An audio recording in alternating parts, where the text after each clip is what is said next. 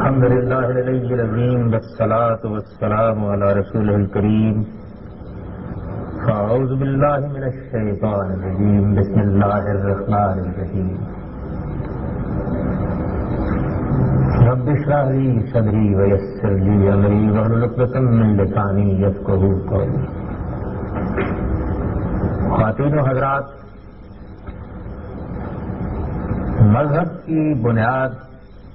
ذات باری کے تصور پر ہے. جب کوئی شخص اس حقیقت کو تسلیم کر لیتا ہے کہ اس عالم کا ایک بنانے والا ہے، تو اسے وہ کوئی نام بھی دے، وہ فکر و فلسفہ کی دنیا سے آگے بڑھ کر مذہب کی دنیا میں داخل ہو جاتا ہے. یہ حقیقت اگر مان لی جائے کہ یہ عالم اور خود اس میں انسان کا وجود آپ سے آپ نہیں ہے، بلکہ اس کے پیچھے ایک ایسی ہستی کا ارادہ کار فرما ہے جس نے اپنی غیر معمولی قوت تخلیق سے، اپنی غیر معمولی حکمت کے ساتھ اسے وجود بخشا ہے، تو اس کے معنی یہ ہیں کہ مذہبی شعور کی ابتدا ہو گئی ہے. چنانچہ دین کی حقیقت اگر لوگوں کو بتانی ہو تو اس میں سب سے پہلے یہ ضروری ہے کہ اس تصور کی تذکیر کی جائے، یعنی یہ بات ان پر واضح کرنے کی کوشش کی جائے کہ وہ جس پروردگار کو مانتے ہیں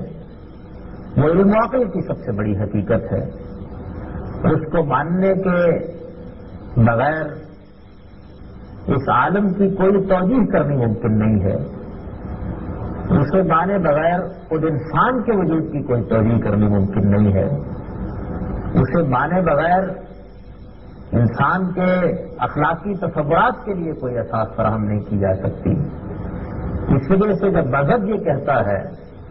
کہ اس عالم کا ایک بنانے والا ہے، تو یہ محض ایک عقیدہ نہیں ہے،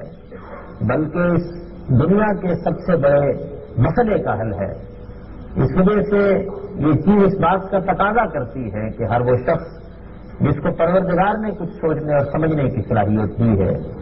اور جو چیزوں کے بارے میں کچھ غور کرنے کے لیے تیار ہے، اور جو محض حقائق سے گریز اور فرار ہی کا راستہ اپنا کر زندگی نہیں بسر کر رہا ہے،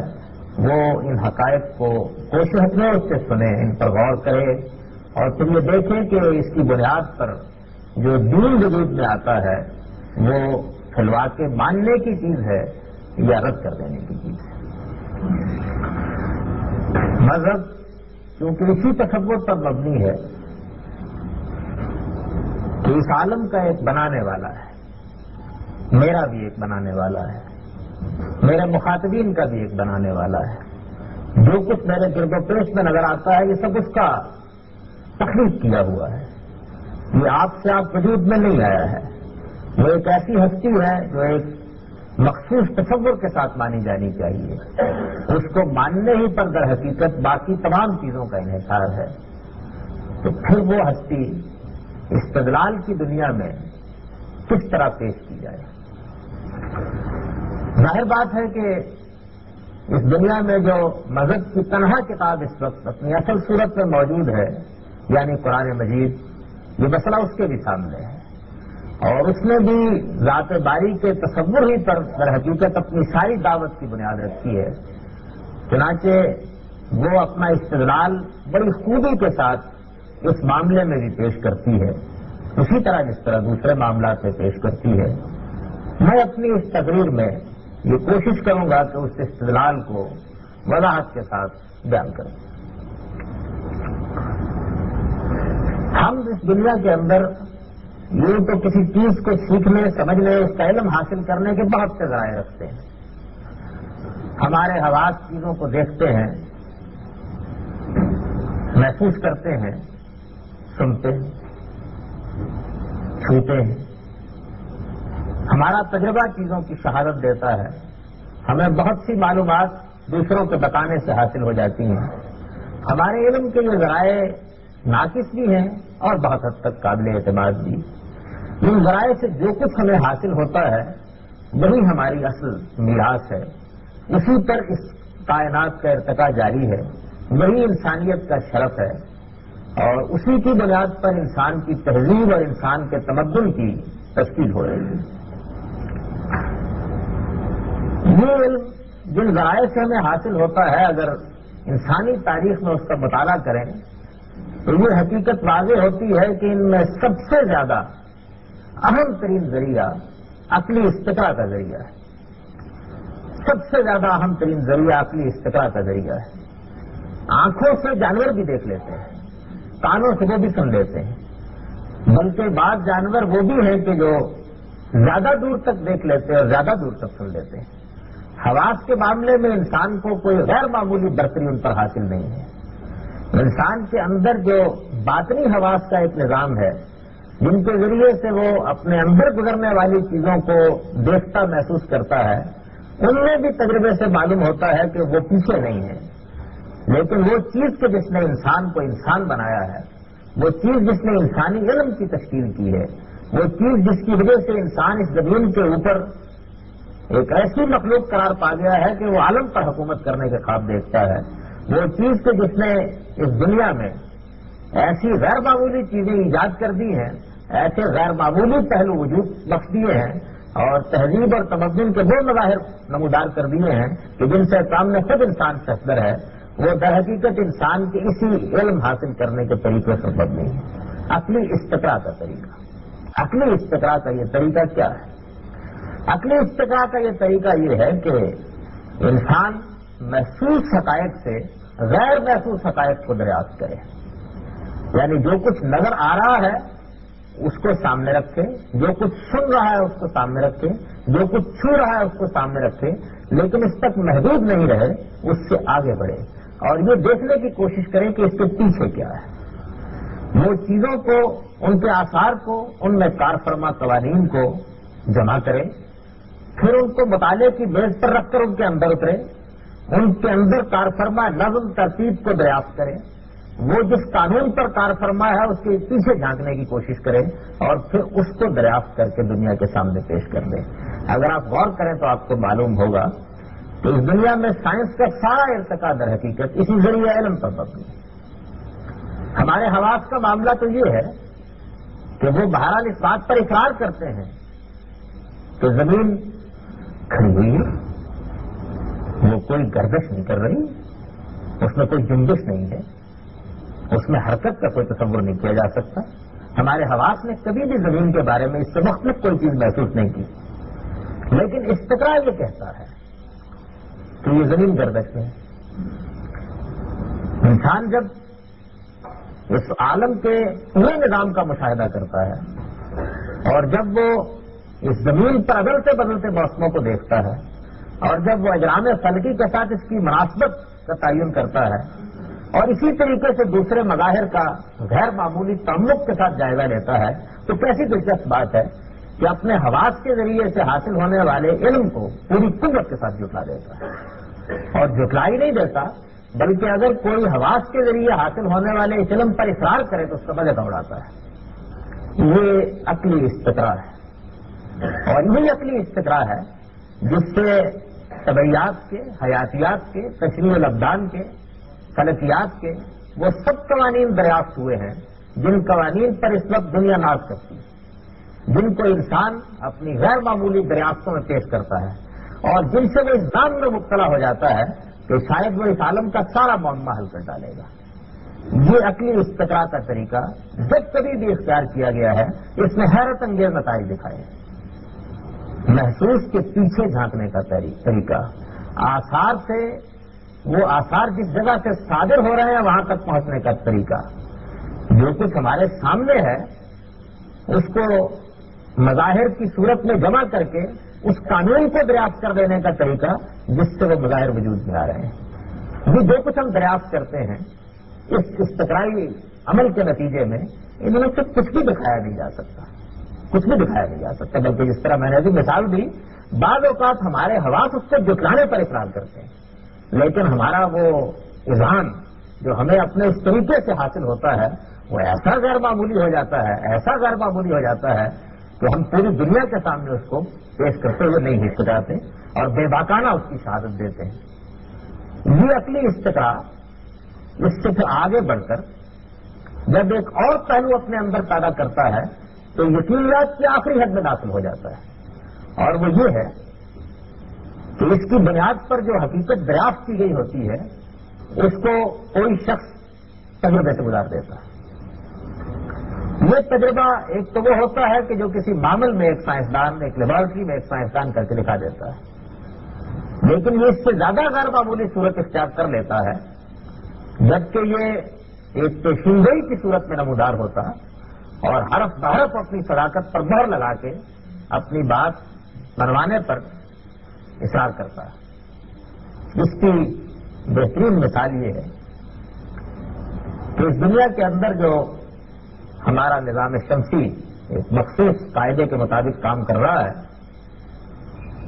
اس میں ہونے والے تغیرات اور تبدیلیاں بعض تو ایسی ہیں کہ وہ روزمرہ ہے، اور ظاہر بات ہے کہ ان کا مشاہدہ کر کے انسان جو نتائج اخذ کرتا ہے بہت مشکل ہو جاتا ہے کہ ان نتائج کو ایک عام آدمی کے سامنے قطعیت کے ساتھ رکھا جا سکے۔ لیکن اس سے آگے بڑھ کر ایک آدمی ایک قاعدہ دریافت کرتا ہے اور یہ کہتا ہے کہ دیکھیے سورج اس طرح سے، چاند اس طرح سے اور زمین اس طرح سے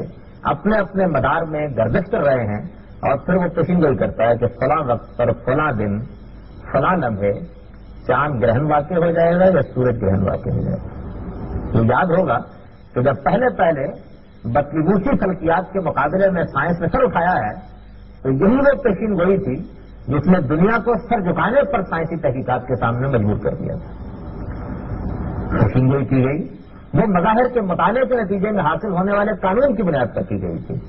وہ حرف بحرف پوری ہو گئی۔ اور اب بھی بارہا آپ نے دیکھا ہوگا کہ یہ بتا دیا جاتا ہے کہ فلاں وقت فلاں خطے میں فلاں جگہ پر فلاں لمحے چاند گرہن واقع ہو جائے گا، سورج گرہن واقع ہو جائے گا۔ اسی طریقے سے ستاروں اور سیاروں کے طلوع و غروب کے معاملات، کسی خاص سیارے کے کسی خاص مدت کے بعد نمودار ہونے کے معاملات، یہ بھی مختلف پیشین گوئیوں کا ذریعہ بنے، اور علم کی دنیا میں انہوں نے غیر معمولی حقائق کو ثابت کیا، یہاں تک کہ خود آئنسٹائن کے مشہور نظریہ اضافیت نے اپنی تصدیق اسی پیشین گوئی کے ذریعے سے صفحہ عالم پر سب۔ یہ چیز اگر قدیم تعبیر اختیار کر لی جائے تو کسی فن اور کسی علم کا دن ہوتا ہے، یعنی یہ وہ وقت ہوتا ہے کہ جس میں وہ اپنے اخذ کردہ نتائج کا اثبات کر دیتا ہے۔ ایک بات استقرائی دلائل کے ساتھ کہی جا رہی ہوتی ہے اور پھر یک بیک وہ کچھ حقائق جو آج نہیں موجود ہیں، کل پیش آنے والے ہیں، ان کے بارے میں ایک پیشین گوئی کرتی ہے، اور وہ جب حرف بحرف پوری ہوتی ہے تو ہم کہہ لیتے ہیں کہ اب یہ چیز فلکیات کی ایک حقیقت بن گئی ہے، اور اس کے نتیجے میں جو قانون بنا ہے وہ قانون طبیعیات کی ایک حقیقت بن گیا ہے، اور اس سے جو اب نتائج ہم پیدا کریں گے وہ نتائج ایسے نہیں ہیں کہ علم و عقل کی دنیا میں ان کو جھٹلایا جا سکے۔ بڑے عرصے سے ہم اس نتیجے پر پہنچ گئے تھے کہ یہ دنیا ریاضیاتی سچائیوں کے ساتھ اپنا عمل انجام دے رہی ہے۔ ان ریاضیاتی سچائیوں میں قانون کار فرما ہے، ان قوانین کے مطالعے سے ہم کچھ ایسی چیزیں تخلیق کر سکتے ہیں کہ جو غیر معمولی معجزات دکھا سکتی ہیں، اور جب ہم یہ سب باتیں کہہ رہے تھے تو یہ افسانہ معلوم ہوتی تھی، لیکن انسان نے انہی ریاضیاتی سچائیوں کو ثابت کر دینے کے لیے ایک جہاز اڑایا اور وہ چاند پر پہنچ گیا۔ یہ سائنس کا پھر ایک دن تھا جس وقت اس نے اپنی استقرائی عمل کے ذریعے سے حاصل ہونے والی سچائی کو ایک تجربے سے ثابت کر دیا۔ علم کی دنیا میں یہ اگر کہا جائے تو یقین کے ساتھ کہا جا سکتا ہے کہ وہ ذریعہ ہے جس کے بارے میں دو رائے نہیں ہو سکتی۔ سارے عالم میں اس کو سب سے اہم ترین ذریعہ علم کی حیثیت سے مانا جاتا ہے۔ اس کے بعد ایک تیسری چیز ہے جو اسی سے ملتی جلتی ہے، لیکن وہ بھی ایک قطعی حقیقت کی حیثیت سے اس عالم میں موجود ہے۔ وہ چیز یہ ہے کہ ہمارے سامنے شخص نہیں آتا، ہمارے حواس کسی زاویے سے بھی اس کو اپنے دائرے میں نہیں لیتے، اس کا کلام آ جاتا ہے۔ شیکسپیئر کا کلام، فردوسی کا کلام، اقبال کا کلام، غالب کا کلام، یہ کلام جب ہمارے سامنے آتا ہے تو اپنے ساتھ کوئی مادی تصویر نہیں لاتا، لیکن ایک صفاتی تصویر لے کر آ جاتا ہے۔ اس کلام میں ایک شخصیت بول رہی ہوتی ہے، اس شخصیت میں کیسی ذہانت ہوگی، اس میں کیسا علم ہوگا، اس کا کیسا مشاہدہ ہوگا، اس کے کیا تجربات ہوں گے، اس کا کیا ثقافتی پس منظر ہوگا، اس نے چیزوں کو کن زاویے سے دیکھا ہوگا، اس نے ان سے کیا نتائج نکالے ہوں گے، یہ ساری کی ساری چیزیں یک نمودار ہو جاتی ہیں۔ تو یہ سمجھ لیجئے، ایک تو وہ آثار ہیں جو اس عالم میں پھیلے ہوئے ہیں، ان کا مطالعہ کر کے ان کے پیچھے جھانکا جاتا ہے، ایک قانون دریافت کر لیا جاتا ہے، ایک ضابطہ دریافت کر لیا جاتا ہے، یہ استقراء کا طریقہ ہے۔ پھر جو کچھ اس کے نتیجے میں مستقبل میں پیش آنے والا ہوتا ہے، اس کو ایک پیشنگوئی کی صورت میں صاحب علم بیان کر دیتا ہے، اور جب وہ حرف بحرف اپنی صداقت پر مہر لگا دیتا ہے تو یہ سمجھ لیجیے کہ وہ ایک حقیقت بن جاتی ہے۔ اور اسی طریقے سے ہم جہاں ان آثار کا مشاہدہ کرتے ہیں، وہاں کلام بھی آثار میں سے ایک بڑی اہم چیز ہے۔ قرآن مجید میں ذات خداوندی کے پیغام کو پہنچانے کے لیے یہی تینوں چیزیں ہیں جن کو بنیاد بنایا ہے۔ پہلی چیز کو وہ اعلیٰ کہتا ہے، وہ یہ کہتا ہے کہ اس عالم میں ذات خداوندی نظر نہیں آتی، دیکھی نہیں جا سکتی، کسی معامل میں اس کا تجربہ نہیں کیا جا سکتا، لیکن تم اس کے اعلیٰ دیکھ سکتے ہو، آثار، شواہد۔ یہ اعلیٰ اس عالم کے ذرے ذرے میں بکھرے ہوئے ہیں، یہ سورج میں ہے، یہ چاند میں ہے، یہ سمندروں میں ہے، یہ ہواؤں میں ہے، یہ طوفانوں میں ہے، یہ تلاطم میں ہے، یہ پہاڑوں میں ہے، یہ تمہارے اپنے وجود میں ہے، تمہارے نفس کے اعماق میں ہے، تمہارے وجود کی گہرائیوں میں ہے، تمہاری عقل میں، تمہارے علم میں ہے، تمہارے نفس کے تقاضوں میں ہے، تمہاری خواہشات اور تمہاری تمناؤں میں ہے، تمہاری اپنی تعریف میں ہے۔ اور پھر یہ وہ آثار ہیں جن کو تم ہر سطح پر مشاہدہ کر سکتے ہو، ایک دہقان کی نظر سے بھی،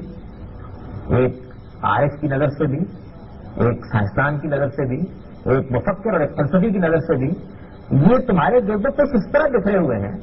اور تم ان کے اندر اس طریقے سے موجود ہو کہ جہاں چاہو، جس وقت چاہو، جس طرح چاہو، ان کا مشاہدہ کر لو۔ یہ اعلیٰ اللہ ہے۔ پھر وہ یہ کہتا ہے کہ ان اعلیٰ اللہ سے جو اللہ سامنے آتا ہے، جو ہستی سامنے آتی ہے، جو ذات سامنے آتی ہے، وہ ذات جب اس دنیا میں نہیں مانی گئی، جب لوگوں نے اس کا انکار کرنا چاہا، جب لوگوں نے اس سے گریز اور فرار کا راستہ اختیار کیا، تو اس میں بالکل اسی طریقے سے، جس طریقے سے ایک عالم اپنے علم کی بنیاد پر یہ کہتا ہے کہ میں نے آثار کا مطالعہ کر کے یہ نتیجہ نکالا ہے، اور اس نتیجے کی روح سے اس عالم میں یہ تغیر فلاں وقت فلاں لمحے میں ہو جائے گا، تو خود پروردگار نے بھی اس زمین کے اوپر اپنے آپ کو نمودار کیا اور یہ بتا دیا انسانوں کو کہ میرے نمودار ہونے کا یہ وقت ہوگا، یہ زمانہ ہوگا، میں اس لمحے میں اپنی شان کے ساتھ اور اپنے جلال کے ساتھ تمہارے سامنے آ جاؤں گا اور تم مجھ کو دیکھ لو گے، میری ذات کو نہیں بلکہ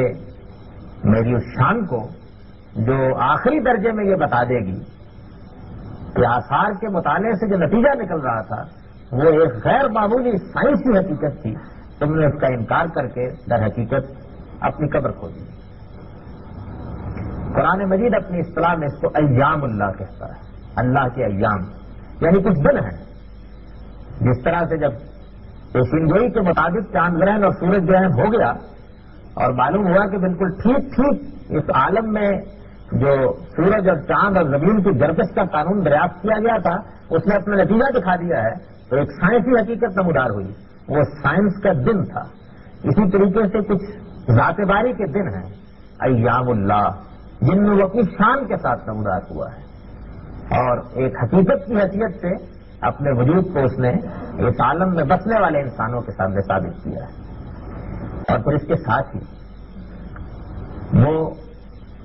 وقتاً فوقتاً اپنا کلام نازل کرتا رہا ہے۔ ہمیں اپنی ذات کے ساتھ تو ہم اس کو نہیں دیکھ پائے، لیکن ہم اس کی آواز سن سکتے ہیں۔ اس کا یہ کلام ہے جو تورات کی صورت میں نازل ہوا، جو انجیل کی صورت میں نازل ہوا، جو زبور کی صورت میں نازل ہوا، دوسرے پیغمبروں کے صحیفوں کی صورت میں نازل ہوا، اور جو اب اپنی آخری صورت میں قرآن مجید میں ہمارے پاس موجود ہے۔ ضرور سمجھ لیجیے کہ ایک آلہ ہے، ایک ایام ہے اور ایک کلام ہے۔ قرآن مجید ان تینوں ہی سے تذکیر کرتا ہے۔ اس کے اپنے الفاظ ہیں، ذکرہم بآلاء اللہ، ذکرہم بایام اللہ، اور ذکرہم بالقرآن من یخاف وعید۔ یہ تینوں ہی در حقیقت خدا کی تذکیر کا ذریعہ ہے۔ ان سے وہ اپنی ذات کو نمایاں کرتا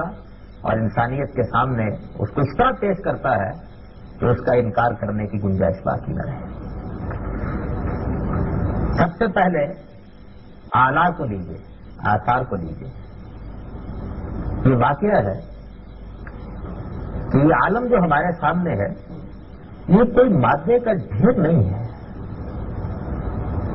بلکہ غیر معمولی تخلیقی کارنامہ ہے۔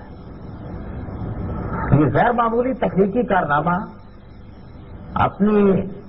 حیرت فروشیوں کے ساتھ پہلے بھی موجود تھا، لیکن پچھلی 3 صدیوں کی علمی جدوجہد میں تو واقعہ یہ ہے کہ انسان کی آنکھیں بالکل کھلا کرتی۔ وہ یہ خیال کر کے نکلا تھا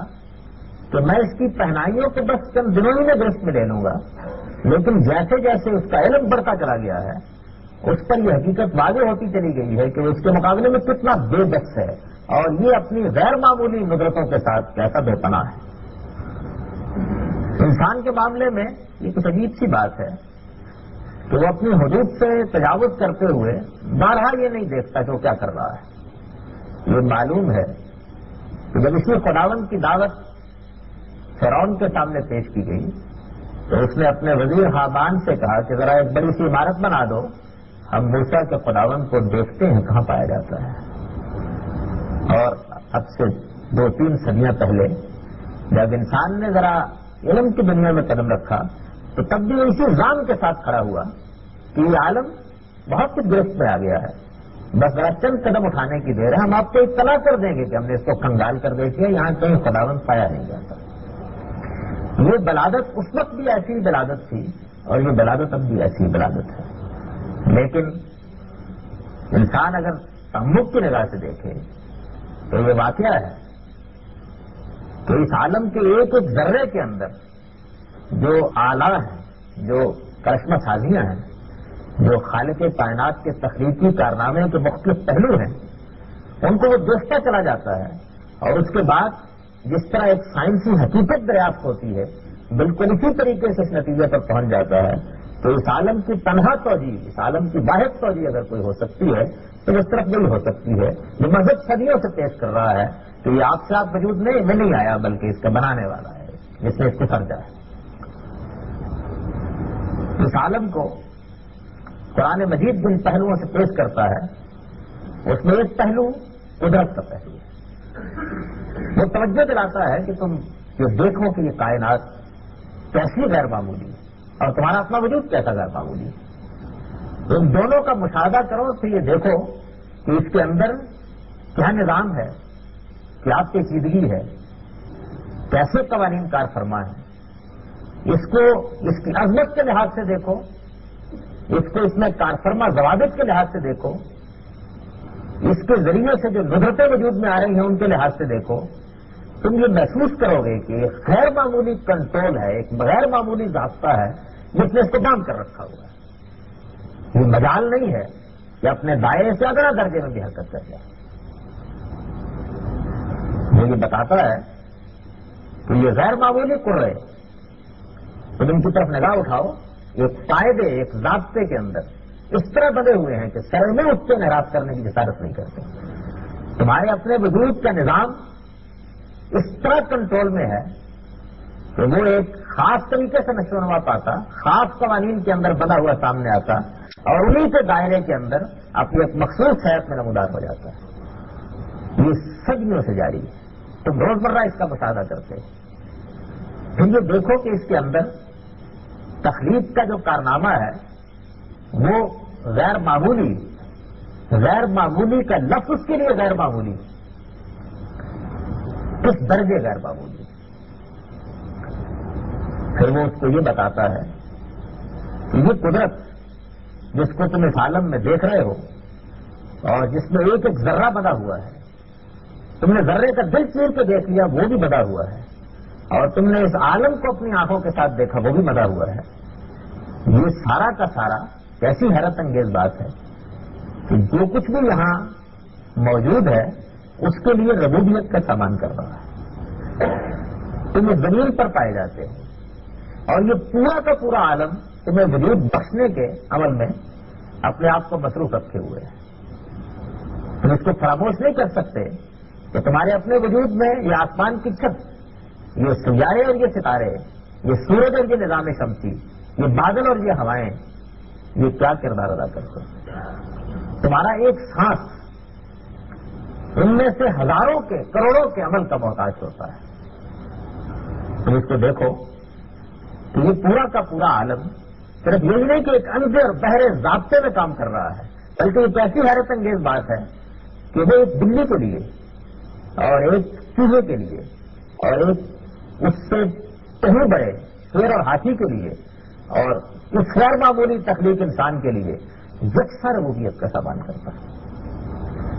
اس عالم میں معلوم نہیں کس طریقے سے یہ صلاحیت آ گئی ہے کہ وہ یہ جانتا ہے کہ جو چیز اس جگہ وجود میں آ رہی ہے اس کے لیے کھانے کو کیا چاہیے، پینے کو کیا چاہیے، پہننے کو کیا چاہیے، اس کی روحانی تسکین کا سامان کیسے ہو، اس کی عقلی تسکین کا سامان کیسے ہو، اس کی جمالیاتی تسکین کا سامان کیسے ہو. یہ ربوبیت صرف پیٹ میں جو روٹیاں ڈالنے سے نہیں ہوتی،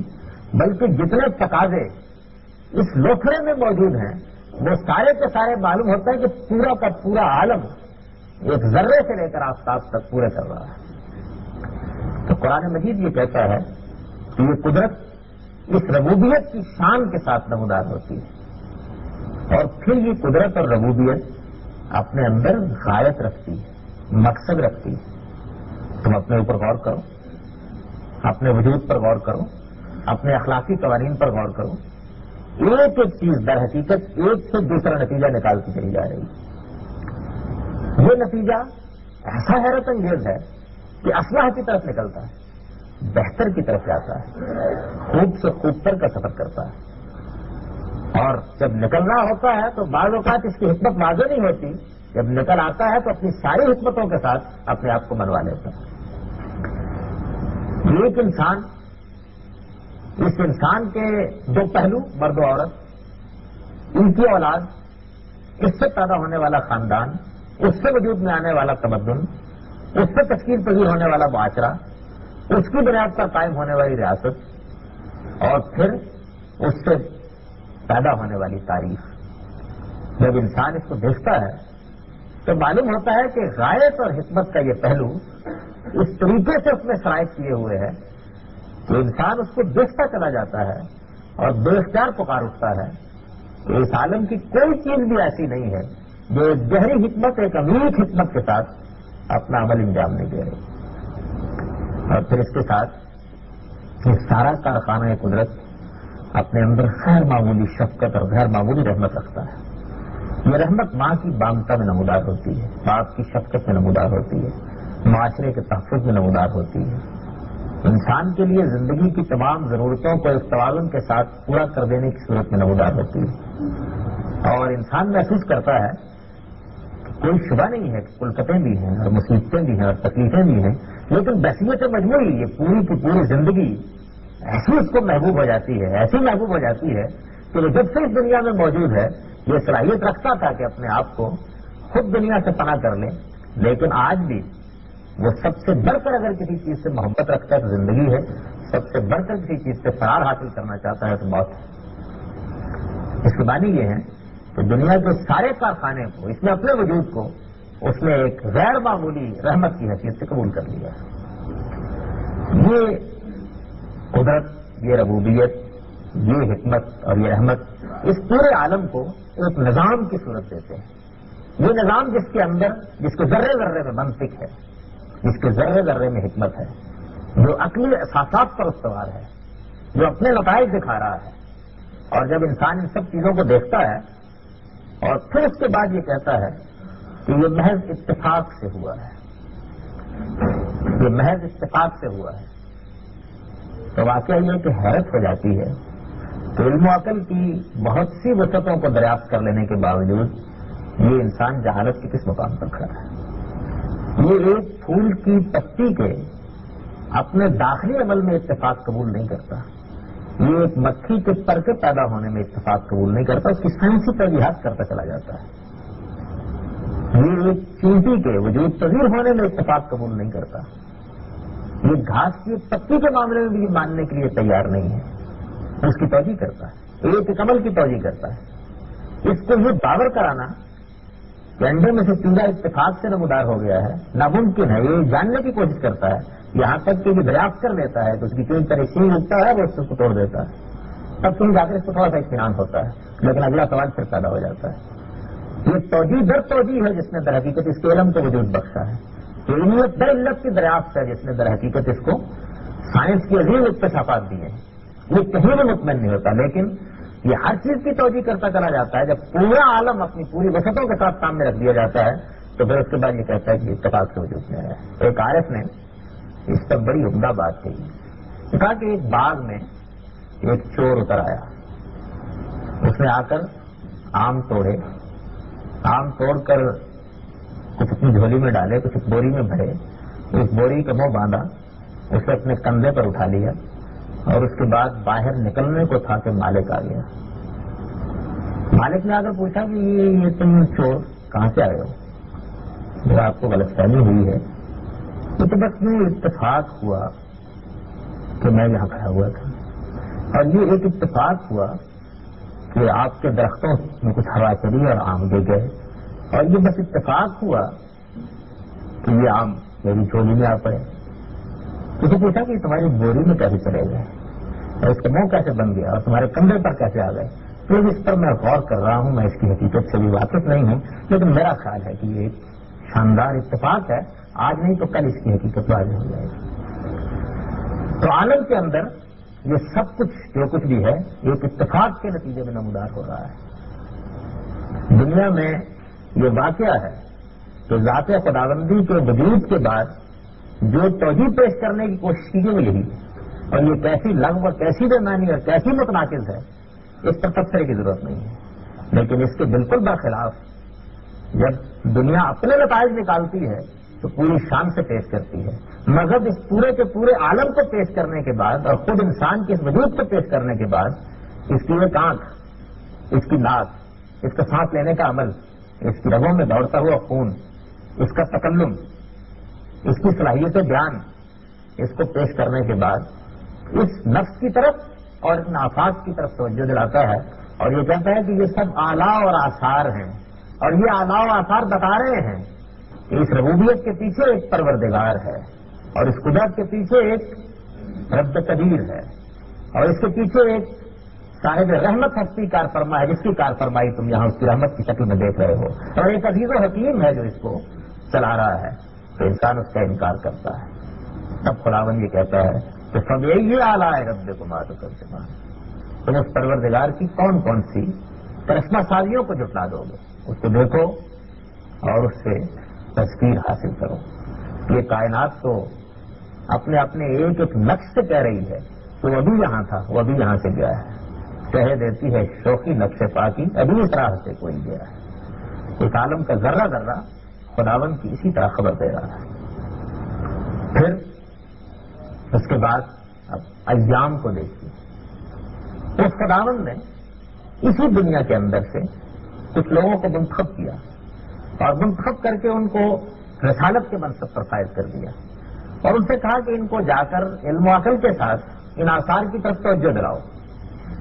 اور آثار کی طرف توجہ دلانے کے بعد جو اعتراضات کے کریں ان کے جواب دو، ان کی فطرت کو متوجہ کرو ان حقائق کی جانب جو حقائق اس عالم میں جگہ جگہ بکھرے ہوئے ہیں، لیکن اگر یہ تمہاری بات نہ مانے تو اس کے بعد اپنے نقطہ نظر کے اس بات کے لیے ان کے سامنے ایک پیشگوئی رکھ دو، ان سے یہ کہو کہ میں یہاں موجود ہوں خدا کے نمائندے کی حیثیت سے، میں تمہیں مہلت دیتا ہوں، اس مہلت کا وقت مقرر کرتا ہوں، تم اس مہلت کے اندر اندر میری بات کو علم و عقل کی بنیاد پر مان لیتے ہو تو مان لیتے ہو، اور اگر اس کا انکار کر دیتے ہو تو پھر وہ مہلت ٹھیک اپنے وقت پر پوری ہو جائے گی اور خداوند بادلوں میں سے نمودار ہوگا اور یہ تمہاری ساری کی ساری بستی مٹا کر رکھ دے گا۔ یہ ایام اللہ ہے، یہ اس دنیا کی تاریخ میں قوم نوح پر نمودار ہوئے، قوم لوط پر نمودار ہوئے، عاد و ثمود پر نمودار ہوئے، اور اس شان کے ساتھ نمودار ہوئے کہ اس کی جو تاریخ محفوظ تاریخ ہے حیرت انگیز طریقے سے جو بتاتی ہے کہ خدا کا پیغمبر الٹیمیٹم دیتا چلا گیا ہے، یہاں تک کہ بالکل ٹھیک اسی طریقے سے جس طرح لمحوں کے تعین کے ساتھ سورج اور چاند گرہن نمودار ہوئے ہیں، اسی طرح وہ عذاب نمودار ہو گیا ہے جس کو اس نے اپنے خداوند کی طرف سے پیش کیا تھا۔ محمد صلی اللہ علیہ وسلم نے خبر دی ہے کہ یہ ایام اللہ 313 مرتبہ اس دنیا میں وجود پذیر ہوئے اور ان میں جب بھی کوئی اس طرح کی چیز نمودار ہوئی ہے تو پھر اس کو اگلی نسلوں کے لیے محفوظ کیا گیا ہے۔ اس حفاظت کا سب سے بڑا نمونہ فرعون کی ناش ہے۔ قرآن مجید نے اس کے بارے میں اعلان کیا کہ باقی تو بستیوں کے آثار ہم نے محفوظ کیے ہیں، لیکن تم کیونکہ سمندر میں غرق ہوئے ہو اور اس بستی کے کوئی آثار محفوظ رکھنا ممکن نہیں ہے، اس لیے ننجی کا بے بدنک، ہم تمہاری ناش کو محفوظ رکھیں گے تاکہ وہ بعد میں آنے والوں کے لیے ہمارے اس دن کی نشانی بن جائے۔ اور وہ آج بھی دنیا کے عجائب گھروں میں اسی طریقے سے موجود اس بات کی شہادت دے رہی ہے کہ خدا کا ایک دن اپنی صحیح کیفیت کے ساتھ پیغمبر موسیٰ کے زمانے میں نمودار ہوا تھا۔ یہ ایام اللہ تھے جنہوں نے اس حقیقت کو تجربے کی سطح پر لا کر انسان کے سامنے ایک قطعی الٹیمیٹم کی صورت میں پیش کیا اور ثابت کر دیا۔ اس کا آخری نمونہ خود محمد صلی اللہ علیہ وسلم کی ذات گرامی ہے، اور وہ اس لحاظ سے بڑی غیر معمولی اہمیت کی حامل بن گئی ہے کہ اس کی تاریخ دنیا کی محفوظ ترین تاریخ ہے، اس کے بارے میں تردد اور شبہ کا کوئی اظہار نہیں کیا جا سکتا۔ وہ تاریخ ایک قطعی صداقت کے طور پر موجود ہے، اس میں خدا کا یہ دن کیسے نمودار ہوا، اور قرآن مجید یہ بتاتا ہے کہ وہ دن 10 ذوالحج 9 ہجری کو نمودار ہوا۔ 10 ذوالحج 9 ہجری، اس سے ٹھیک 23 سال قبل وہاں خدا کے پیغمبر کی بعثت ہوئی، اور خدا کے اس پیغمبر نے بالکل اسی طرح دلائل کے ساتھ یہ بتایا کہ اس عالم کا ایک پروردگار ہے اور تم مانتے ہو کہ وہ ہے۔ جب وہ مانتے ہو تو پھر اس کے پیغام کو بھی مانو۔ اس نے اس پروردگار کی شانوں کی طرف توجہ کیا جو اس عالم کے ذرے ذرے میں موجود تھی، اور پھر اس کے ساتھ ہی اس نے یہ کہنا شروع کیا کہ میں خدا کے اسی دن کی خبر لے کر آیا ہوں جو اس سے پہلے مجھ سے پہلے خدا کے پیغمبر لاتے رہے ہیں۔ وہ دن تمہارے لیے بھی نمودار ہو جائے گا، اسی طرح جیسے قوم نوح کے لیے نمودار ہوا تھا، جیسے قوم لوط کے لیے نمودار ہوا تھا، جیسے عاد و ثمود کے لیے نمودار ہوا تھا۔ اور یہ بتا دیا اس نے کہ وہ نمودار ہوگا تو اس کے بعد تم اپنے لیے کوئی راستہ نہ پا سکو گے۔ ایک تنہا انسان جس کے پاس کوئی لاؤ لشکر نہیں تھے، کوئی قوت نہیں تھی، اس نے کھڑے ہو کر کہا کہ یہ نمودار ہوگا، اور اس کا اعلان کیا کہ هو الذی ارسل رسولہ بالہدی ودین الحق لیظہرہ علی الدین کلہ، اور یہ اعلان کر دیا کہ یہ پیغمبر ہے اور یہ پیغمبر کی حیثیت سے آ کر اس زمین پر کھڑا ہو گیا ہے۔ اس سرزمین میں ایک وقت آ جائے گا کہ تمہاری جان اس کی مٹھی میں ہوگی، اور یہ اس دن ایمان کی بنیاد پر تمہاری جان بخشی کرے گا، اور اس کا غلبہ اس سرزمین پر قائم ہو جائے گا۔ اس حقیقت کو تم اپنی آنکھوں کے ساتھ دیکھ لو۔ چنانچہ ٹھیک خدا کے کہے ہوئے کے مطابق یہ پیشن گوئی نمودار ہونا شروع ہوئی، اور پھر دنیا نے دیکھا کہ اس کی پہلی قسط اس وقت سامنے آئی، یا یوم الفرقان قرآن مجید نے اس کو کہا ہے، میدان بدر میں جو معرکہ ہوا یوم الفرقان، اس میں بتا دیا گیا کہ قریش کی پوری قیادت آ گئی ہے، اور یہ قیادت اب اس مٹھی سے نکل نہیں سکے گی، یہ ختم ہو جائے گی۔ خدا کا پیغمبر عین میدان میں کھڑا ہوا اور اس نے کھڑے ہو کر یہ کہا، یہاں عتبہ گرے گا، یہاں شیبہ گرے گا، یہاں ابو جہل گرے گا، ایک ایک کے بارے میں۔ اور یہ دلچسپ نتیجہ نکلا کہ دنیا میں جتنے مارکے ہوتے ہیں ان میں سردار بچ جایا کرتے ہیں، فوجیں کھیت رہا کرتی ہیں، لیکن عام فوجیوں میں سے اور عام لڑنے والوں میں سے کم ہی کام آئے۔ یہ ساری کی ساری قریش کی قیادت اسی طرح اس مقام پر ختم ہو گئی۔ ایک شخص نے خدا کے اس دل سے بچنے کی صحیح کی، ابو لہب نے، اور اس نے اپنی جگہ کرائے کا ایک آدمی بھیج دیا۔ آسمان کا کلام نازل ہوا، تبت یدا ابی لہب وتب ما اغنی عنہ مالہ وما کسب سیصلی نارا ذات لہب۔ سمجھا یہی شخص ہے جس کا قرآن نے نام لیا ہے، یہ ابو لہب، اس کے آوان و انصار، اس کے بھائی بہن سب ختم ہو گئے، یہ بھی ختم ہو جائے گا۔ یہ اس مقام سے بچا ہے لیکن ہماری گرفت سے نہ بچ سکے گا۔ چنانچہ جب بدر کا لشکر واپس پہنچا تو معلوم ہوا کہ اچھے کی بیماری سے وہ اپنے انجام کو پہنچ گیا، اور اب اس کی ناش اٹھانے کے لیے اس کے کوئی گھر کا آدمی بھی تیار نہیں۔ قریش کی پوری قیادت میں سے صرف ابو سفیان بچ گئے، جن کے بارے میں خداوند کا علم یہ شہادت دے رہا تھا کہ یہ ایمان کی دولت سے دریافت ہو جائیں گے۔ پھر اس کی آخری قسط اس وقت نمودار ہوئی جب 9 ذی الحج میں سورہ برات نازل ہوئی، اور اس کو سیدنا صدیق اکبر نے 9 ہجری کے ذی الحج کے 10 تاریخ کو میدان عرفات میں پڑھ کر سنایا۔ قرآن مجید کی یہ وہ سورہ ہے جس پر بسم اللہ الرحمن الرحیم نہیں لکھی جاتی، اس لیے کہ یہ عذاب کی سورہ ہے۔ اس نے یہ بتا دیا کہ اب وہ دن نمودار ہو گیا ہے، آج 10 ذی الحج ہے، اس کے بعد حرام مہینے جن میں قتل و قتال ممنوع ہے ان کے صرف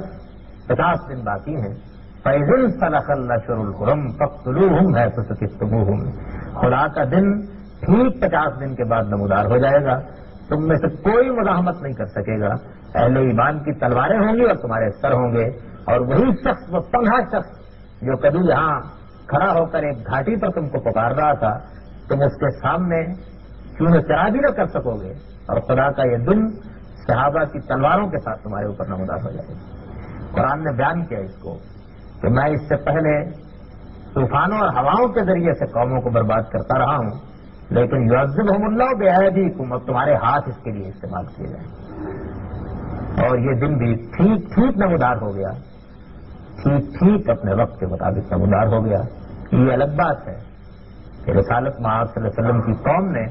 اس کا آخری انجام دیکھنے کی بجائے جوک در جوک اپنے آپ کو پیغمبر کے حضور میں پیش کر دیا، یدخلون فی دین اللہ افواجا، لوگ جوک در جوک خدا کے پیغمبر کے دین میں داخل ہو گئے۔ یہ ایام اللہ ہے، یہ سمجھ لیجیے کہ اس عالم کے اندر خدا کی تخلیق کا یہ کارنامہ جو اس کائنات کی صورت میں اور ہماری صورت میں موجود ہے، وہ جس خدا کا تصور ہمارے سامنے لاتا ہے، یہ ایام سے جنہوں نے اس کی شان جلال دکھا کر انسانیت کو بتایا کہ جو بات کہی جا رہی ہے وہ 1 سیکنڈ اور 1 منٹ کی تاخیر کے بغیر اپنی شان سے نمودار ہو جائے گی، اور وہ نمودار ہو گئی۔ تو ایسی عجیب بات ہے کہ ایک پیشین گوئی وقت پر سورج اور چاند گرہن نمودار کر دیتی ہے تو وہ ایک سائنسی حقیقت بن جاتی ہے۔ خدا کے پیغمبروں نے زمین کے اوپر اس کی تاریخ میں 313 مرتبہ ٹھیک طریقے سے یہ پیشین گوئی کی اور اپنی قوموں کے لیے خدا کا دن نمودار کر دیا، لیکن انسان اس کے باوجود اس کی جانب توجہ نہیں کرتا۔ اور پھر اس کے بعد ہمارے سامنے وہ کلام آتا ہے جس کے بارے میں یہ دعویٰ کیا جاتا ہے کہ یہ خدا کا کلام ہے، یہ قرآن مجید، خدا کا یہ برتر کلام جو ہمارے سامنے موجود ہے، خدا کا یہ برتر کلام جو ہمارے سامنے موجود ہے، یہ خود ایک حیرت انگیز موجودہ ہے۔ خدا کی معرفت کا حیرت انگیز ذریعہ ہے۔ آپ تصور کیجئے کہ یہ ایک امت پر نازل ہوا ہے، یہ عرب کی سرزمین میں اس وقت نازل ہوا ہے جب دنیا نے ابھی علم کی ان پہنائیوں میں آنکھ نہیں کھولی تھی جن کی وسعتوں سے وہ باز نہ ہوئے. لیکن اس سب کچھ کے باوجود یہ کلام باقی سب پہلو چھوڑ دیجیے، صرف دو پہلوؤں سے دیکھ لیجیے. کچھ مقدمات اور حقائق پیش کرتا ہے اور کسی ایک بات میں پیش نہیں کرتا. فلسفہ اور حکمت کے معاملے میں بھی پیش کرتا ہے، سیاست و معیشت کے معاملے میں پیش کرتا ہے، معاشرت اور تمدن کے معاملے میں پیش کرتا ہے، غیر زندگی کے تمام امور کے بارے میں پیش کرتا ہے. اور دنیا ہزاروں کروٹیں لیتی ہے اور ہم آج بھی فخر کے ساتھ کہہ سکتے ہیں کہ علم و عقل کے آخری معیار پر وہ حقائق پورے ہو سکتے ہیں. دنیا میں کتنی چیزیں ہیں جو سیاست کے بعد میں پیش کی گئی، معیشت کے بعد میں پیش کی گئی، معاشرت کے بعد میں پیش کی گئی، اور دو چار کروٹیں تاریخ نے نہیں لی تھی کہ معلوم ہوا کہ بےمانی ہو کر رہ گئی. اور اس نے سیاست کا قانون پیش کیا، معیشت کا قانون پیش کیا، معاشرت کا قانون پیش کیا، تہذیب و تمدن کے اساسات فراہم کیے، فلسفہ اور حکمت کے حقائق بیان کیے. اور وہ حقائق وقت کی کوئی کروٹ بھی ان کے اندر ادنا درجے میں کوئی تغیر نہ کر سکے. اور دوسری چیز یہ کہ جب کوئی شخص یہ حقائق پیش کرتا ہے تو اس کے ساتھ وہ استدلال کرتا ہے.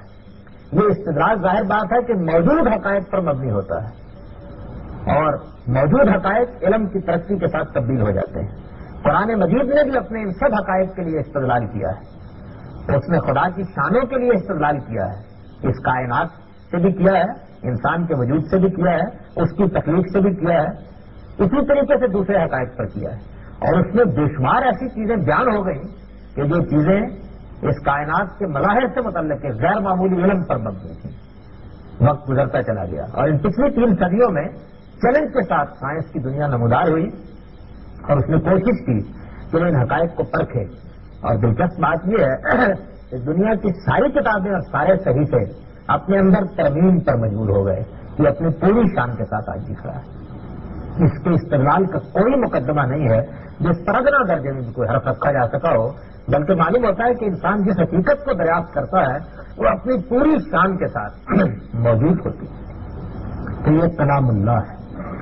اللہ کے آلات، اللہ کے ایام اور اللہ کا کلام. یہ تینوں چیزیں مل کر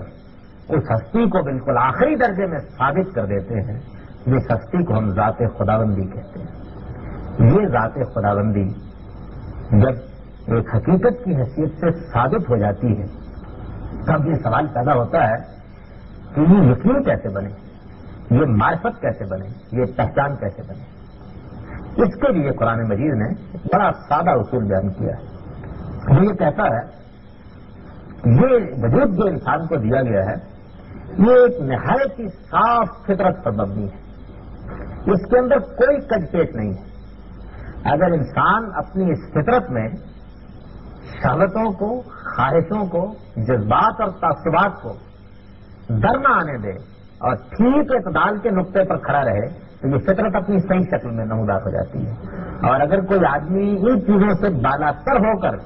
کھڑا ہو جائے گا تو یہ حقیقت آپ سے آپ اس کے اعماق کے قلوب میں اتر آئے گی. بالکل اسی طریقے سے جس طریقے سے یک بیک تیل اگر چراغ اگر روشنی دکھا دیجیے فرق اٹھتا ہے. اس فطرت کا نور ہے جس کے ساتھ انسان وجود میں آیا ہے اور جب وہ روشنی اس کے اندر آ جاتی ہے تو پھر یہ پورا کا پورا عالم اس سے روشن ہوتا ہے. انسان کا اپنا وجود بھی، انسان کے گرد و پیش میں پھیلی ہوئی کائنات بھی، اور پھر ہر چیز اپنی صحیح توجہ کے ساتھ ٹھیک مقام پر آ جاتی ہے. طبعیات کو اپنی اساس مل جاتی ہے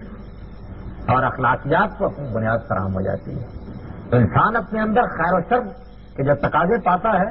اور عدل کا جو شعور پاتا ہے وہ سب اپنے ٹھیک مقام پر آ کر اپنے جواب پا لیتا ہے اور پوری کی پوری دنیا بالکل روشن ہو جاتی ہے. اسی حقیقت کو بڑی خوبی کے ساتھ صاحب غبار خاطر نے چند مثالوں سے بیان کیا ہے.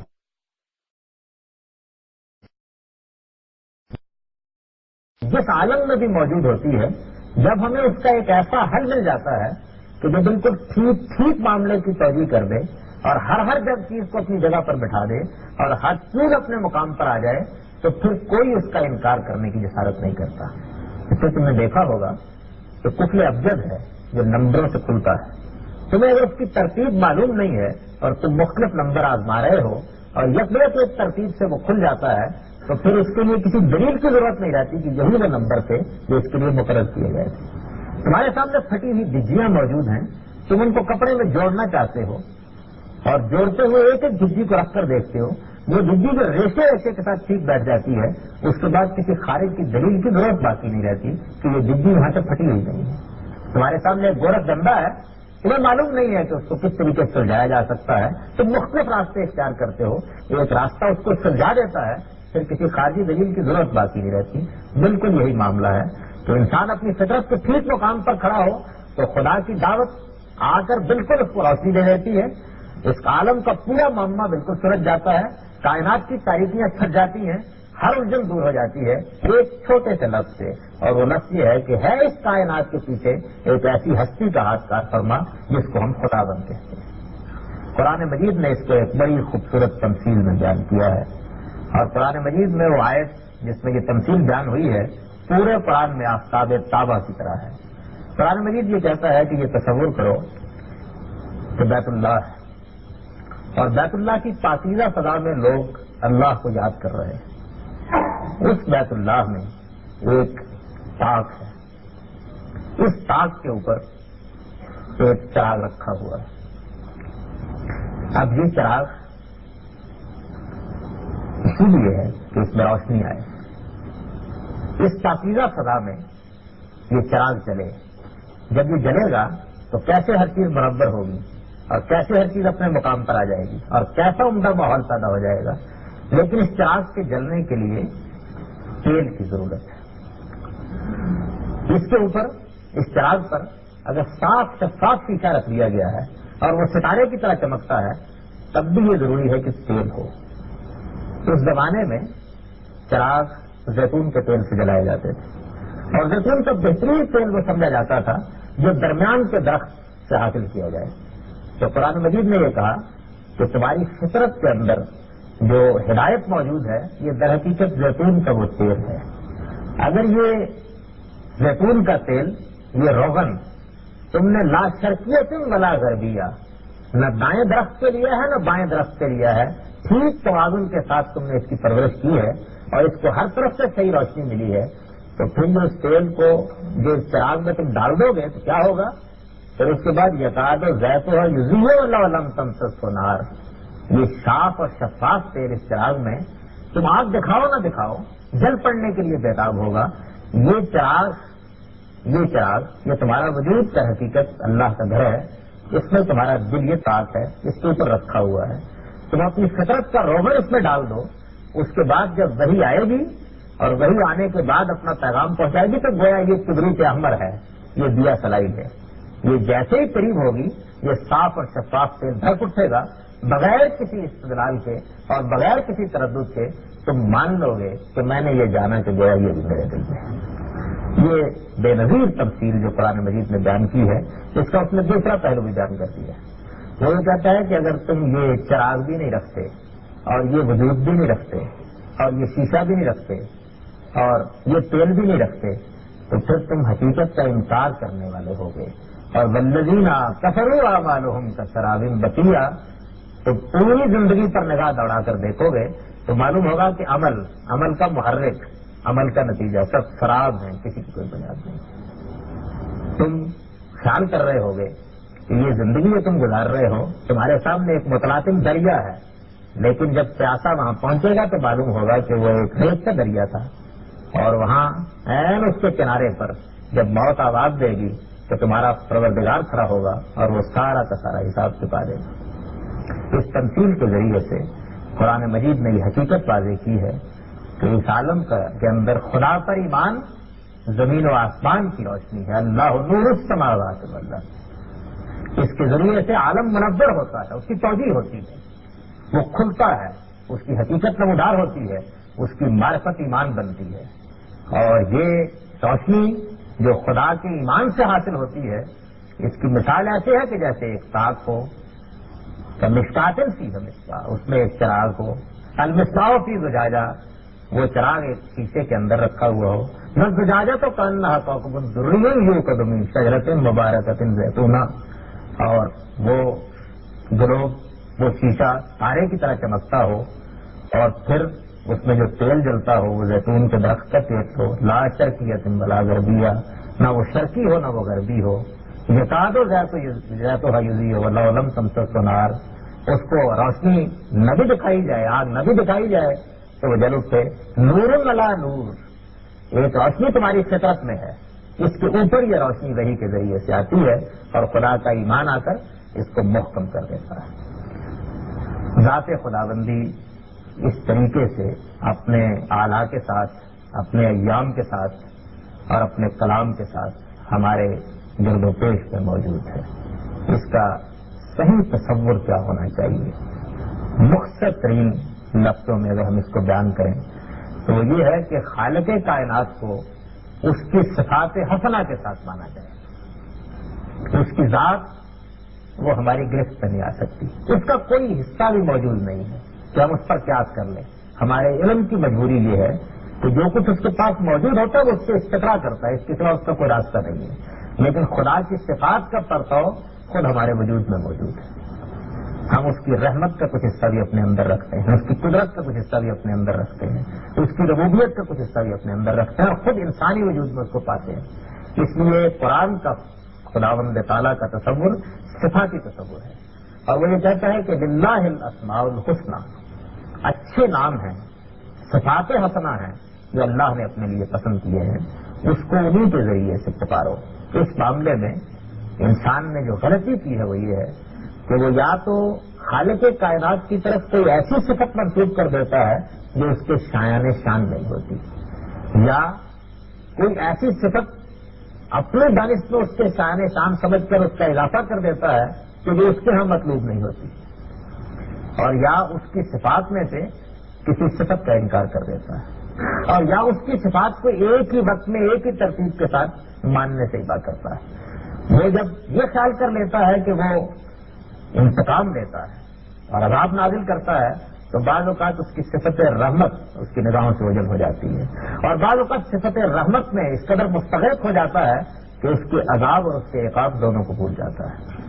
تو خدا کی صفات کو اس کے صحیح تصور کے ساتھ ماننا، لیکن یہ صحیح تصور کہاں سے دستیاب ہوگا؟ در حقیقت یہی وہ مقام ہے جس پر عقل انسانی عجز کا شکار ہوتی ہے، اور اللہ تعالیٰ کی معرفت کے معاملے میں اگر پوری انسانیت کی تاریخ کا مطالعہ کیجیے تو یہ معلوم ہو کہ اس نے قدم قدم پر ٹھوکر کھائی ہے۔ اللہ تعالیٰ نے آسمان سے جو اپنی وحی قرآن کی صورت میں اتاری اور اس سے پہلی کتابوں کی صورت میں، وہ اللہ تعالیٰ کی صفات کے اسی تصور کو درست کرنے کے لیے آئی ہے۔ چنانچہ قرآن مجید اب اس زمین کے اوپر وہ واحد سرچشمہ ہے جس سے یہ معلوم ہو سکتا ہے کہ خالق کائنات کا صحیح تصور کیا ہونا چاہیے۔ اس صحیح تصور میں آپ کو یہ معلوم ہو جائے گا کہ وہ عزیز بھی ہے، وہ حمید بھی ہے، وہ غنی بھی ہے، وہ رحمان بھی ہے، وہ رحیم بھی ہے، وہ قہار بھی ہے، اور اپنی ان ساری صفات کے صحیح توازن کے ساتھ جب انسان اس کو مانتا ہے تو صحیح ایمان اور صحیح معرفت پیدا ہوتی ہے، اور صحیح ایمان اور صحیح معرفت کی در حقیقت اس دنیا کے اندر انسان کے باقی تمام معاملات میں توازن پیدا کرتی ہے اور کائنات کو خدا کے ایمان کی روشنی سے منور کرتی ہے۔ اس میں ادنا درجے کا الحاد، ادنا درجے کا ظلم، ادنا درجے کی تحریف، ادنا درجے کا تغیر بھی کچھ سے کچھ معاملات کو منا کر رکھ دیتا ہے۔ چنانچہ یہ واقعہ ہے کہ اگر آپ گمراہیوں کی تعریف پڑھیں تو آپ کو معلوم ہوگا کہ وہ ہمیشہ خدا کی صفات کے تصور میں کسی غلطی سے پیدا ہوتی ہیں، ہمیشہ خدا کی صفات کی کسی ہوتی ہے، مانتا دیا جاتا ہے اس کو، لیکن اس کی صفات کے معاملے میں اپنی طرف سے لام لگانے کی کوشش کی جاتی ہے۔ خدا نے اپنے پیغمبروں کے ذریعے سے انسانیت کو یہی رہنمائی دی ہے کہ اس کی صفات، اس کے اوصاف، اس کا تصور اس کے پیغمبروں سے اخذ کیا جائے۔ یہی تصور ہے کہ جو صحیح توازن کے ساتھ خالق کائنات کو منواتا ہے۔ خالق کائنات کو کس حیثیت سے ماننا چاہیے، اس سلسلے کی آخری بات وہ قرآن مجید نے ایک جملے میں بیان کر دی ہے کہ اس کو اس حیثیت سے مانو کہ اس کے سوا کوئی اور الہ نہ ہو، کوئی اور الہ نہ ہو۔ یہی وہ چیز ہے جو اسلام کا کلمہ بن گئی ہے، لا الہ الا اللہ، اللہ کے سوا کوئی الہ نہیں، یعنی کوئی ہستی نہیں ہے کہ جو اسباب سے ماورا موجود ہو، کوئی ہستی نہیں ہے کہ جو پورے عالم پر تصرف کر رہی ہو، کوئی ہستی نہیں ہے جس سے امیدیں وابستہ کی جائیں، کوئی ہستی نہیں ہے کہ جس کو اس عالم سے ماورا کسی قدرت یا کسی غیر معمولی حکمت کا منبع قرار دیا جائے، کوئی ہستی نہیں ہے جس کے سامنے تمہارا سر جھکے، کوئی ہستی نہیں ہے جس کو تم اپنے خلق اور اپنی تشکیل اور اپنی ربوبیت کے ساتھ متعلق کرو. ربوبیت میں بھی تنہا وہی، الوہیت میں بھی تنہا وہی. تمہاری پرورش، تمہاری نگہداشت، تمہاری پرداخت، تمہاری موت، تمہاری حیات، تمہارے اٹھنے، تمہارے بیٹھنے، ہر چیز پر وہی نگراں. ساری تمنائیں اس کے ساتھ. لا بن جا ولا بن جائے مل جائے اللہ علیہ. تم بھاگو تو اس سے بھاگنے کی کوئی راہ نہیں، اور پناہ چاہو تو اس کے دامن کے سوا اور کہیں پناہ نہیں مل سکتی ہے. اس تصور کے ساتھ اور اس ایمان کے ساتھ جب انسان خداوند کو مانتا ہے تو پھر وہ خداوند جو علم و عقل کی دنیا میں ہم ایک ثابت شدہ حقیقت کے طور پر پاتے ہیں وہ ہمارا تجربہ بنتا ہے، اور ہم ہر روز ایمان کی حالت میں اس کو اپنے ساتھ مشاہدہ کرتے ہیں. وہ پھر آسمان سے اترتا ہے اور ہماری مدد کرتا ہے، ہماری دعاؤں کو سنتا ہے، ہماری تمناؤں کو برلاتا ہے، ہمیں سہارا دیتا ہے، اور اگر ہم اس کے دین کی جدوجہد کے لیے اٹھ کھڑے ہوں تو اس کی نصرت نمودار ہوتی ہے. اور پھر اسی طریقے سے خود انسان کی اپنی زندگی میں خدا کے ایام پیدا ہوتے ہیں، اور وہ جو کچھ تاریخ میں پڑھتا ہے اس کو اپنی ذات میں مشاہدہ کر لیتا ہے. قرآن مجید نے اس طریقے سے اس اسلوب میں خداوند کا تعارف کرایا ہے، اور یہ بتایا ہے کہ یہ خداوند ہے جس کا پیغام لے کر محمد صلی اللہ علیہ وسلم